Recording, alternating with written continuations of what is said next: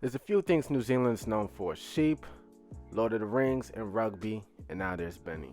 To be honest with you, this is all facts, no printer. Never in my life have I heard of a singer from like New Zealand, and that's pretty much Benny if you ask me.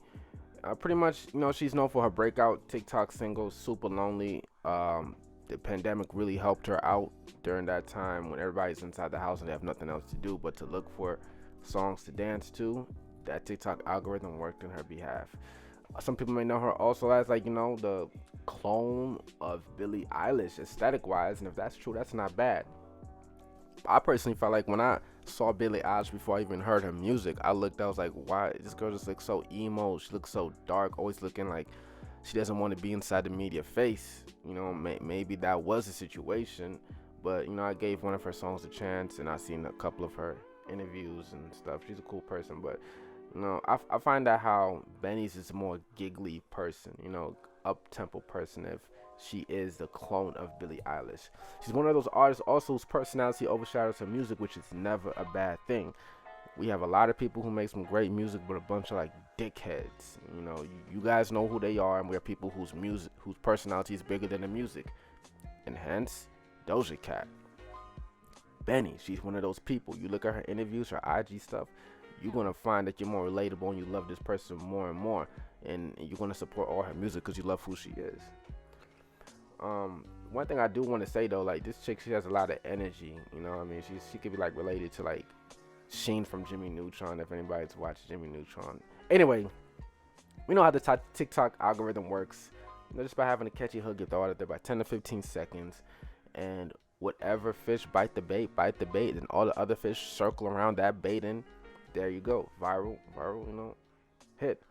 Benny, she's had a great amount of success back home, but she's dealing with the USA audience right now, so it's a lot of competition in this, and she has to compete with so many younger girls and girls using their beauty as their brand, and just not making great music. I really do believe she's a great artist. I believe she experiments wise, and the fact that she's from New Zealand, she could bring some influence or whatever artists and producers that are in New Zealand overseas.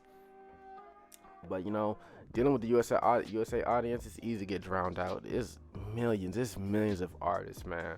I myself, I'm an artist. I'm actually based out of New York, and I'm trying to get into songwriting and stuff. But anyway, in comparison to style and influence, like I said, aesthetic wise, Billie Eilish sound wise, if anybody's heard like "A Little Bit in Love with You" by Likey Lee, she sounds like that. And if you don't know who that is, type in Drake, "Little Bit," and she's the person on the first verse. And she also sounds similarly to Lily Allen from Smile. Great comparisons, if I might say. But if she can just the media can just try to get her out of that shadow of being like, oh, Billie Eilish's clone or this and that. Like, Jesus Christ, everything is just behind Billie Eilish nowadays. Like, Gail, whole bunch of people just behind her shadow. She could get out her shadow. She could have a thriving career. And for those that are new to my channel, I want to say, this is how we do it over here. I give a top 10, maybe top 5 songs of the artist, and as well as their breakout song, if they have one, as well as the highlight project that I feel like people should start off with. Well, Benny, she has 3 projects under her belt as of 2022, 2018's Fire on Mars. Disclaimer, it's actually 2019's Fire on Mars. That's an EP. 2019 Stella and Steve, another EP, then her debut album, Hey UX, which was released in 2020. The top 10 songs that I feel like you guys should listen to get started off with her: Supalonely, Want Me Back, Soaked, Wishful Thinking, If I Get to Meet You, Drifting, Some Effect, Sheesh, Nighttime, and Plain. So to be honest, picking a highlight project for this was kind of hard because I did actually listen to her. This is my second time listening to all 3 albums. The first time I listened to the album, I was just breezing through it. I always breeze through it sometimes the first time just to listen to production. I'm very big on production because creativity. What are people doing new and experimenting with sonically and sound design wise? So I breezed through it the first time to listen to production. A lot of bright major chords, I want to say. Maybe a few minor chords inside there. The second time I listened to it, I'm not gonna lie, it was definitely new, and I'm glad I did listen to it because now I realize the debut album is not always gonna be the best, and this case, it's one of those. I personally felt like, 2019 Stella and Steve was a better project than her 2018 Fire on Mars, and even her 2020 debut album. The debut album just felt like it was just all over the place. Her debut album could have been like a way much better release as an EP, and she could sit back with her team and try to get something more smoother and stuff. It was just all over the place with Hey You X. It was hard for me to continue going on. There wasn't too many songs that I want to go back and listen to. When you have a good song that you like and you go back and listen to that song like 3 or 4 times because it's just stuck in your head.